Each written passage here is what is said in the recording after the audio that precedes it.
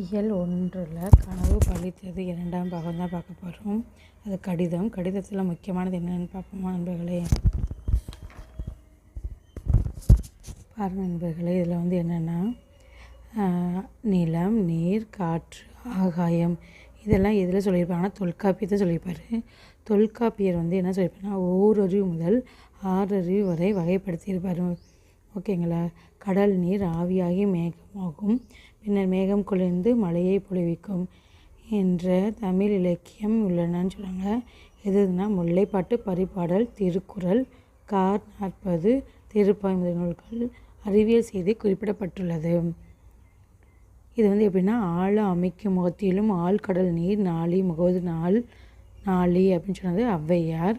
அதுக்கப்புறம் வெண்ணூறு ஊசியால் தைத்த செய்தி 10 சுறாமியின் தாக்கியது ஏற்பட்ட புண்ணை நரம்பினால் சரி செய்து நற்றினை குறிப்பிட்டிருப்பாங்க. அதாவது அறுவை மருத்துவத்துக்காக பயன்படுத்தியிருப்பாங்க. தொலைவில் உள்ள பொருளை உருவாக்குவதில் அருகில் தொண்டு செய்தது கலீலியோ.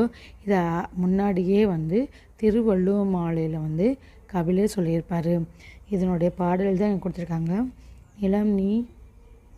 நிலம் தீ நீர் வழி விசும்படு 5 கலந்த மயக்கம் உலகம் ஆதலின் தொல்காப்பியம் கடல் நீர் முகந்த கமஞ்சொல் எழிலி கார் 40 நெடு வெள்ளூசி நெடுவசி பரந்தவடு 10 கோச்சுர எரிந்தன சுரிங்க நரம்பின் முடிமுதிர் பரதவ நற்றினை திணையளவு போதா சிறுபுல் நீண்ட பனையலை காட்டி விடுவோம் திருவள்ளுவ மாலை.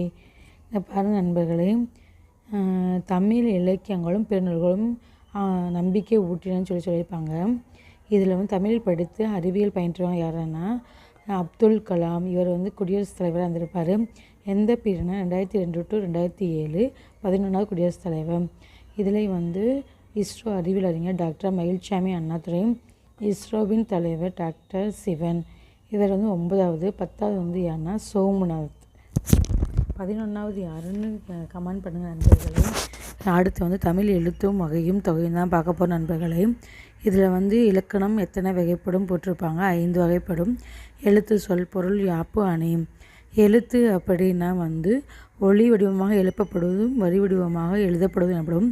உயிர் எழுத்துக்கள் உயிர் முதன்மையானது காற்று. இயல்பாக காற்று வெளிப்படும் போது உயிர் எழுத்துக்கள் பிறக்கின்றன. உயிர் எழுத்துக்கள் 12 வகைப்படும். அது மாதிரி இங்கே மெய்யெழுத்துக்கள் சொல்லியிருப்பாங்க.